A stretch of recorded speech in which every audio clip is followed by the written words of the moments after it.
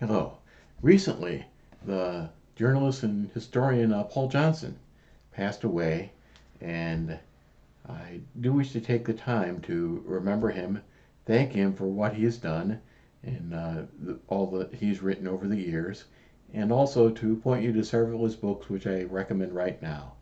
There's a book which I haven't read, which I have heard others recommend, The History of the Jews, and you might want to take a look at that one. But these are the books which I've actually read and I continue to work with. So um, I'd like to recommend these to you. First of all, Modern Times, The World from the 20s into the 90s. And I lived through the 60s to the 90s and, of course, all the years since then. And this is a good history of those times. He does tell what happened. He gives some alternate takes to some of the stuff that you may hear from professors and universities, and he does back it up. It's extensively footnoted. Footnotes, footnotes all through here, and you can look up his footnotes, look up his sources, and I say he does get some alternate takes, and he does deal with the rise of communism, Nazism, and other such things, the First World War, and so on and so on. So I encourage you, if you want to learn about the times that we live in, what happened within the past century, start right here.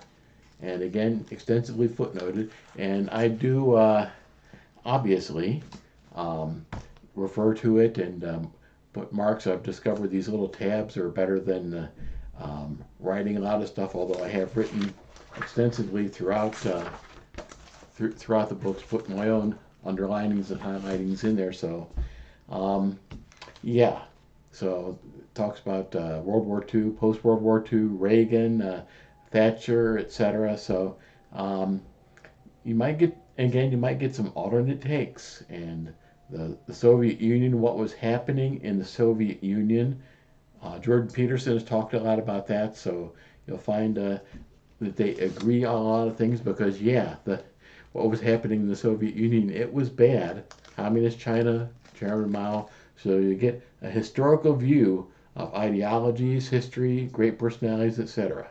So he is a top-notch historian as far as modern times goes, and I'd encourage you to look at that one first of all.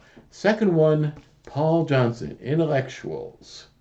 In modern intellectual history, you're going to find that there are a lot of different personalities, which people who were very, in one way, influential in forming modern intellectual thought and guiding it, and which people refer to. And there's a selection here of about 13, although he does deal with more. 13. Rousseau, Marx, Shelley, Ibsen, Tolstoy, Hemingway, many, many others. Bertrand Russell. Yeah, the Bertrand Russell chapter is interesting, very interesting. And Lillian Hellman, Bertolt Brecht.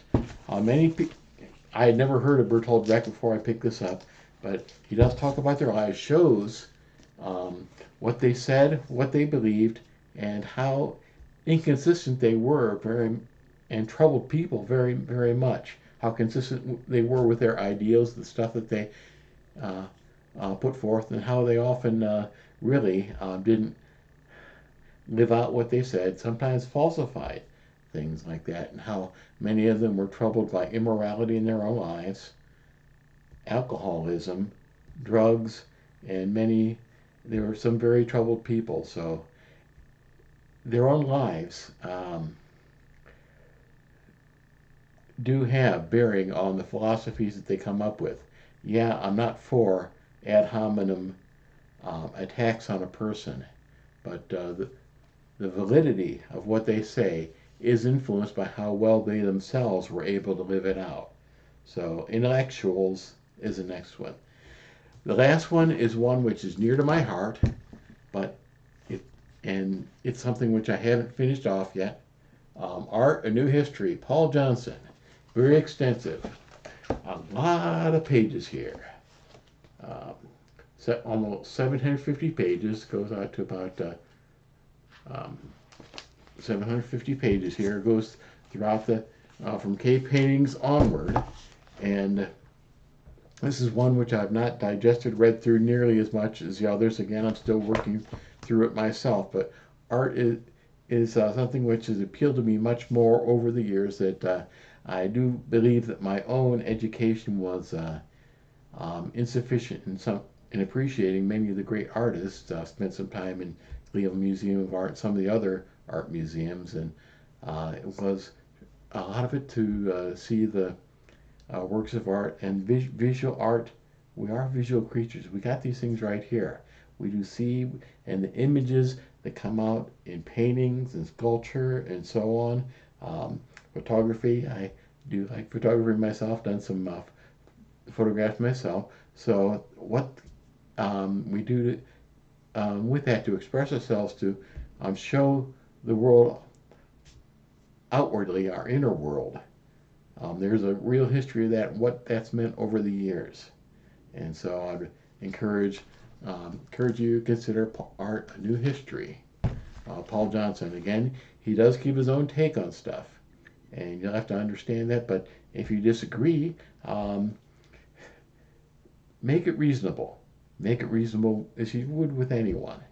Not just, there's sometimes taste is hard to quantify, but if you disagree with the genuine assertion, it's okay not to, for a work of art, not to speak to you. There are some which exhibitions I've been at which haven't really spoken to me, although other people tend to like the artist, but it's not been that which has spoken to me. So it's okay to have your own taste, and to understand. I encourage you to understand why what appeals to you, what appeals to you.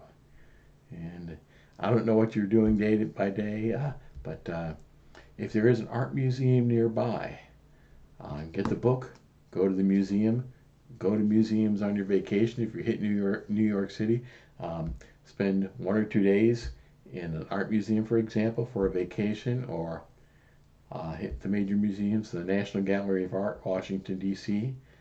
Um, make it a part of your life. Let your eyes see.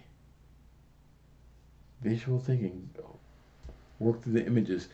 If you go through a lot of movies and like that, art has influenced many of the scenes that you see in movies and so on. So again, enjoy, and I hope this has been helpful. That's all I have for you right now. So God bless you. Have a great day, and encourage you to continue on learning and growing. Thank you.